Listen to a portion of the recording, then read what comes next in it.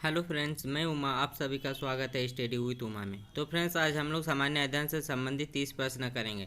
Practice set 1 होगा ये, और ये इंपॉर्टेंट होगा SSC, railway and others state exam के लिए। तो चलिए देखते हैं पहला प्रश्न क्या है। पहला प्रश्न है, श्रीलंका की आधिकारिक राजधानी का नाम क्या है? Option A Colombo, option B Sri Jayawardenepura Kotte, option C Ceylon, option D Kandy. तो इसका सही आंसर होगा option number B. Option number B इसका सही आंसर होगा। इसका कलर चेंज कर लेते हैं।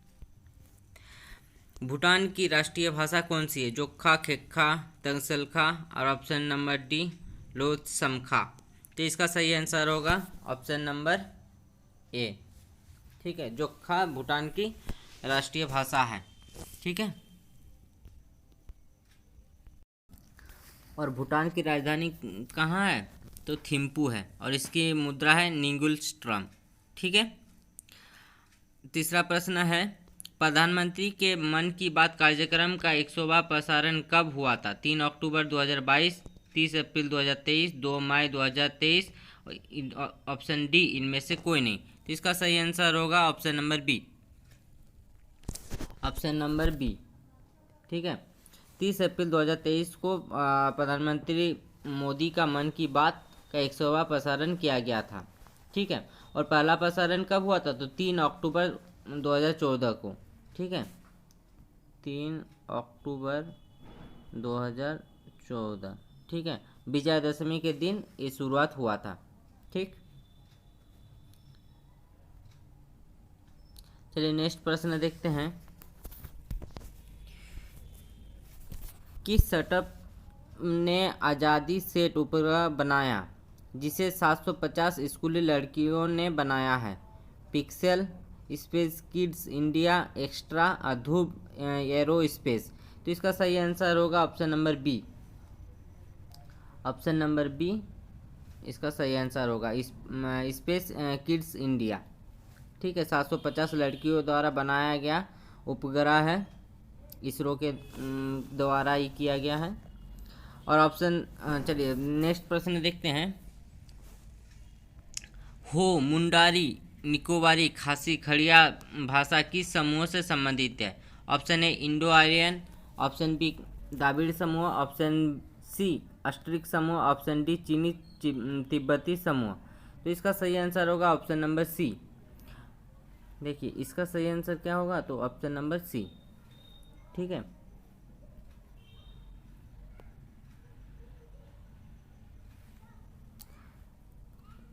नेक्स्ट प्रश्न है, भारत का पहला शून्य कार्बन उत्सर्जन वाला हवाई अड्डा कहाँ निर्माणाधीन है?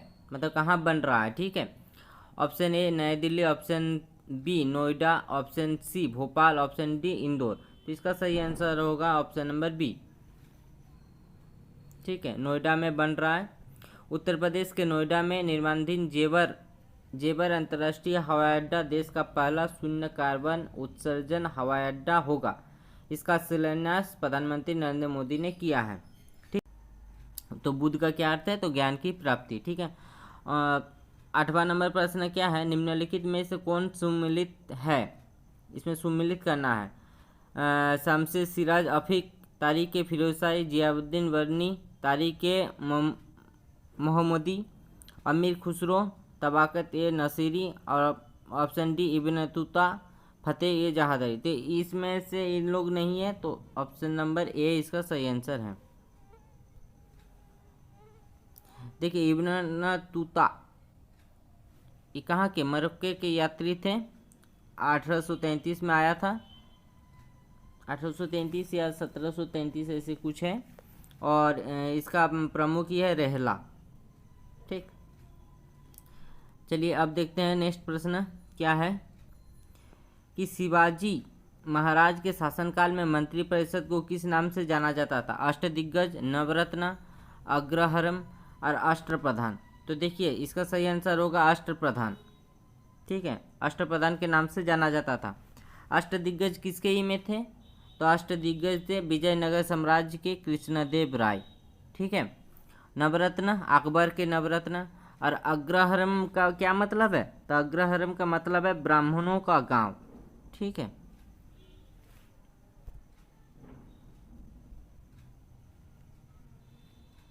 चलिए नेक्स्ट प्रश्न देखते हैं क्या है।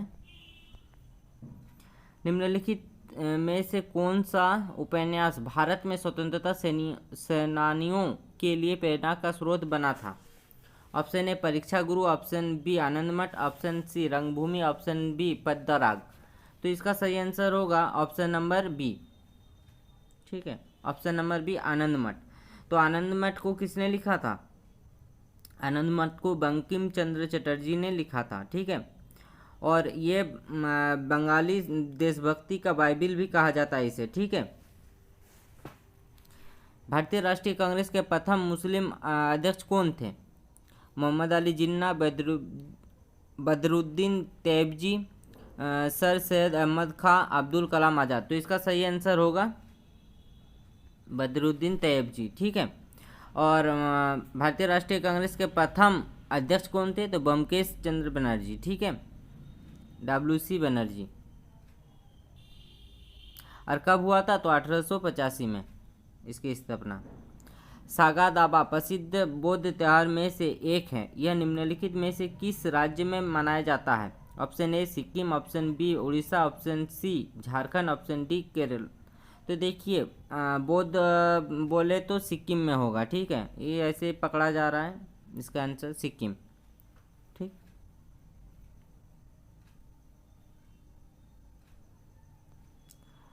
भारत की मुख्य भूमि का अक्षांश डैश के बीच फैला हुआ है? कितना से कितना के बीच फैला हुआ है? ठीक है, ऑप्शन ए 8 डिग्री 4 मिनट उत्तर और 37 डिग्री 6 मिनट उत्तर, 4 डिग्री 4 मिनट पश्चिम और 37 डिग्री 6 मिनट पश्चिम। तो देखिए इसका सही आंसर होगा ऑप्शन नंबर इसका ए होगा। ठीक है, उत्तर। देखिए यहाँ पे दो ऑप्शन दिया है, 8 डिग्री 4 मिनट पूर्व और 37 डिग्री 6 मिनट पूर्व। तो लेकिन पूर्व में नहीं है, उत्तर में है। ठीक है, सेम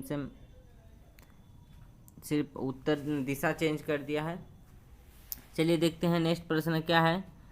झीलों के अध्ययन को कहते हैं, क्या कहते हैं झीलों के अध्ययन को? लिम्नोलॉजी, पोटोमोलॉजी, टेपोलॉजी और हाइड्रोलॉजी। तो इसका सही आंसर होगा लिम्नोलॉजी कहा जाता है। ठीक है, निम्न में से किस नदी का स्रोत भारत से बाहर है? मतलब भारत से बाहर से आते हैं, मतलब इसका उद्गम कहाँ हुआ है? तो भारत के बाहर हुआ है। ठीक है, तो option A Brahmaputra, option B Beas, option C Ravi और ऑप्शन डी झेलम। ठीक है, तो इसका सही आंसर होगा ब्रह्मपुत्र। ब्रह्मपुत्र कहाँ से निकलता है? तो ब्रह्मपुत्र नदी तिब्बत में चेमा यंगडुंग हिमानी के पास से निकलती है। ठीक है, जबकि ब्यास, रावी, झेलम नदी का उद्गम स्रोत कहाँ पर है? भारत में ही है। तो देखिए इसका तो पता चल गया कि कहाँ से निकलती है, तो तिब्बत में चेमा यंगडुंग से। ठीक है, चेमा यंगडुंग हिमानी ग्लेशियर है, वहाँ से निकलती है। ठीक, तो ब्यास नदी कहाँ से निकलती है? ब्यास नदी निकलती है रोहतांग दर्रा से। ठीक है, हिमाचल प्रदेश के। रावी नदी भी कहाँ से? तो रोहतांग दर्रा से। और झेलम कहाँ से? तो जम्मू कश्मीर के पीरपंजल दर्रे से। ठीक है, मतलब रेंज से। तो 15 का क्या आंसर है? Option number A. ठीक है, झूम किसी अभी भी कहाँ प्रचलित है? Option A Mizoram, option B Nagaland और ऑप्शन सी मणिपुर और ऑप्शन डी उपयुक्त सभी। तो इसका सही आंसर होगा उपयुक्त सभी।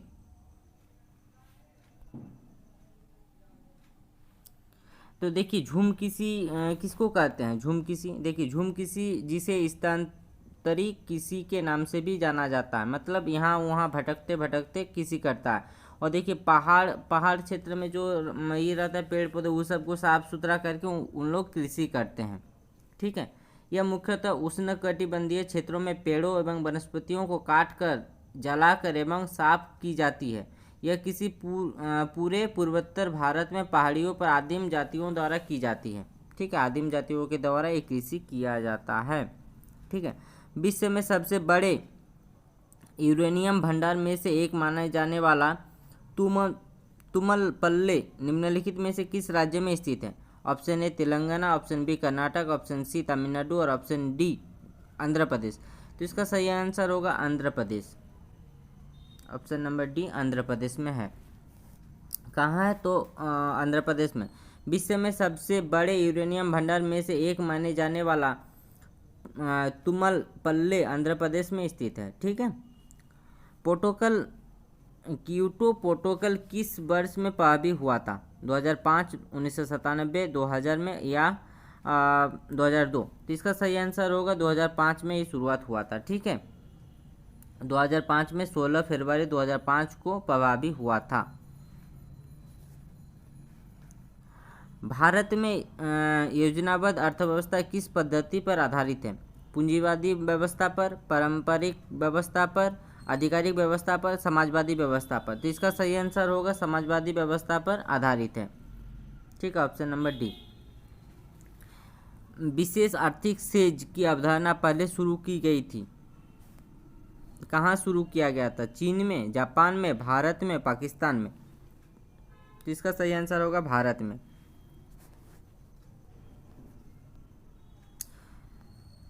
विदेश में घरेलू विक्रय दाम से कम दाम पर बेचने को कहते हैं, क्या कहते हैं उसको? अगर यहाँ के वस्तु ले जाकर भारत का वस्तु पाकिस्तान ले गया और वहाँ पे कम दाम में बेच दिया तो उसको क्या कहेंगे? ऑप्शन ए कूटनीति, ऑप्शन बी भेदभाव, ऑप्शन सी पटना या मतलब उसी को डॉपिंग कहते हैं या दोहरे दाम। तो इसको डॉपिंग कहते हैं। ठीक है। यहाँ पे एक दाम पे लेके गया और वहाँ पे कम दाम में बेच दिया। ठीक है। इसी को डॉपिंग कहते हैं। मान लीजिए यहाँ 100 रुपया में खरीद के लेके गया और वहाँ पे 50 रुपया में बेच दिया, 80 रुपया में बेच दिया, मतलब कम करके बेच दिया, दाम कम करके। ठीक है। देश में कौन से 3 वर्षों की अवधि को योजना अवकाश के रूप में माना गया था? तो देखिए पंचवर्षीय योजना में योजना अवकाश हुआ था, तो कब हुआ था वही पूछ रहा है।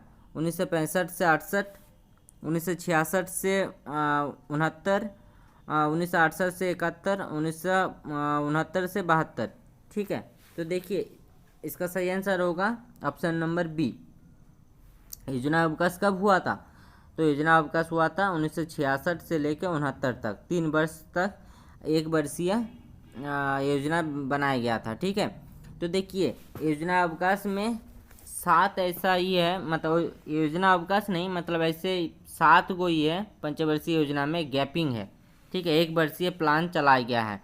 तो कब कब चलाया गया है? तो देखिए 1966 से 69 को चलाया गया और फिर 1978 से 80। ठीक है। और 1990 से 92। अगर ये याद है तो आपको पंचवर्षीय योजना याद हो जाएगा। देखिए पंचवर्षीय योजना की शुरुआत कब हुआ था? 15 मार्च 1950 को शुरू हुआ था। ठीक है। और पहला पंचवर्षीय योजना कब लागू हुआ? तो 1951 से 56, दूसरा 56 से 61, तीसरा और 61 से 66। ठीक है। उसके बाद योजना अवकाश आ गया, फिर 69 तक योजना अवकाश था। ठीक, 69 तक योजना अवकाश था। फिर 69 से 5 जोड़ दीजिए, 74 होगा। और 74 मतलब 74 से 78, देखिए वहाँ पे 4 साल तक चला था। ठीक है। उसके बाद 2 वर्ष का गैपिंग है। उसके बाद 85 से 90, 80 से 50, 85 से 90, फिर 90 से 2 साल का गैपिंग है। फिर 92 से 97, 97 से 2002, 2002 से 2007 और 2007 से 2012, 2012 से 2017। ठीक है। देखिए कैसे याद है, अगर गैपिंग याद रखिएगा तो याद हो जाएगा। ठीक है। चलिए नेक्स्ट प्रश्न देखते हैं। भारत के संविधान के ऊपर सबसे अधिक प्रभाव निम्नलिखित में से किसको माना जाता है? मतलब संविधान, भारत के जो संविधान है उस पर सबसे अधिक प्रभाव किसका पड़ा है? यूएसए का संविधान, सोवियत रूस का संविधान, ब्रिटिश संविधान और भारत सरकार अधिनियम 1935। तो इसका सबसे ज़्यादा इफेक्ट पड़ा, किसका प्रभाव पड़ा है? तो ऑप्शन नंबर डी, भारत सरकार अधिनियम के ज़्यादा प्रभाव है। ठीक है, भारत के संविधान पर। चलिए नेक्स्ट प्रश्न देखते हैं। भारत के संविधान के निम्नलिखित अनुच्छेदों में से कौन सा अनुच्छेद धार्मिक स्वतंत्रता के अधिकार की गारंटी देता है? ठीक है, तो धार्मिक स्वतंत्रता की गारंटी कौन देता है? अनुच्छेद 19 से 22, अनुच्छेद 23 से 24, अनुच्छेद 25 से 28, अनुच्छेद 14 से 18। तो देखिए अनुच्छेद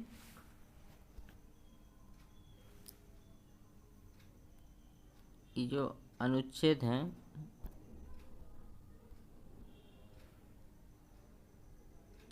ऑप्शन नंबर सी, अनुच्छेद 25 से 28। ठीक है, तो इसका सही आंसर होगा ऑप्शन नंबर सी। तो देखिए कि अनुच्छेद 23 से 24 क्या करता है तो पहले देखते हैं ऑप्शन नंबर डी, 14 से 18। 14 से 18 में कहा गया है समानता का अधिकार।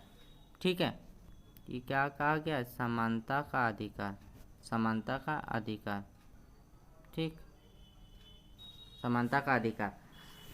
फिर 23 से 24 क्या है? शोषण के विरोध।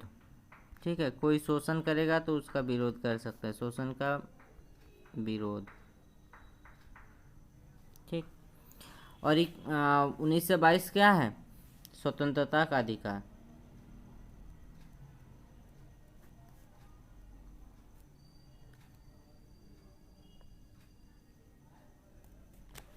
ठीक है, नेक्स्ट प्रश्न चलिए देखते हैं क्या है। भारत के राष्ट्रपति को स्वेच्छा निर्णय अधिकार मतलब विवेकाधिकार के अंतर्गत क्या प्राप्त है? वित्तीय आपातकाल घोषित करना, किसी राज्य में राष्ट्रपति शासन लागू करना, प्रधानमंत्री की नियुक्ति करना और मुख्य चुनाव आयोग की नियुक्ति करना। तो इसका सही आंसर होगा ऑप्शन नंबर सी, प्रधानमंत्री की नियुक्ति करना। ठीक है, इसका सही आंसर होगा प्रधानमंत्री की नियुक्ति करना। भारत के राष्ट्रपति को स्वेच्छा निर्णय अधिकार मतलब विवेकाधिकार के अंतर्गत प्रधानमंत्री की नियुक्ति करने का अधिकार प्राप्त है। ठीक है, प्रधानमंत्री की नियुक्ति राष्ट्रपति द्वारा संविधान का अनुच्छेद आर्टिकल कितना? तो 75 के ए के तहत की जाती है। ठीक है, चलिए नेक्स्ट प्रश्न देखते हैं क्या है। भारतीय संविधान के किस संशोधन अधिनियम द्वारा पंचायती राज व्यवस्था को संवैधानिक दर्जा दिया गया है? मतलब कितनावा संविधान संशोधन था जिसमें पंचायती राज व्यवस्था को संवैधानिक दर्जा दिया गया है? 71, 72, 73, 74। तो देखिए इसका सही आंसर होगा 73। ठीक है, 73वां संविधान संशोधन के द्वारा इसे संवैधानिक दर्जा दिया गया है। ठीक है, और पंचायती राज को किस में रखा गया है? कौन सा भाग में? तो 9 का ए में रखा गया है। और ये 74वां क्या है? तो ये क्या है? ये नगर निगम वाला है। ठीक है, फेयरलेस गवर्नेंस नामक पुस्तक के लेखक कौन है? प्रभात कुमार, किरण बेदी, अरविंद केजरीवाल, मुकेश अग्निहोत्री। तो इसका सही आंसर होगा किरण बेदी। ठीक है, किरण बेदी फेयरलेस गवर्नेंस पुस्तक के लेखक हैं। ठीक है, किरण बेदी क्या है? किरण बेदी पुडुचेरी के उपराज्यपाल रह चुके हैं। 40 मतलब पहला आईपीएस ऑफिसर किरण बेदी है कि नहीं? भारतीय पुलिस सेवा में उनके 40 वर्षों के विशाल अनुभव की ज़मीनी हकीकत पर आधारित है। ठीक है, 5 साल वो कहाँ पे पुडुचेरी के उपराज्यपाल के रूप में किरण बेदी थे। चलिए अब नेक्स्ट प्रश्न देखते हैं। रोजर फेडरर का संबंध किस खेल से है? फुटबॉल से, क्रिकेट से, लॉन टेनिस से, टेबल टेनिस से? तो किससे हैं? तो लॉन टेनिस से हैं। कहाँ के हैं रोजर फेडरर? तो स्विट्जरलैंड के हैं। ठीक है, स्विस खिलाड़ी हैं। भारत में सामुदायिक विकास कार्यक्रम की शुरुआत कब हुई? 26 जनवरी 1950, 31 अक्टूबर 1950, 15 अगस्त 1951 और 2 अक्टूबर 1952। तो देखिए सामुदायिक विकास कार्यक्रम की शुरुआत कब हुआ है? तो 2 अक्टूबर 1952 को हुआ था। ठीक, लास्ट प्रश्न क्या है? झारखंड भारत के किस भाग में स्थित है? उत्तर पूर्वी भाग में, उत्तरी भाग में, पश्चिमी भाग में, दक्षिणी भाग में? तो इसका सही आंसर होगा उत्तर पूर्वी भाग में स्थित है। अगर फ्रेंड ये वीडियो अच्छे लगे तो वीडियो को लाइक कर दीजिएगा, कमेंट कर दीजिएगा और चैनल को ज़रूर सब्सक्राइब कर लीजिएगा। Thank you.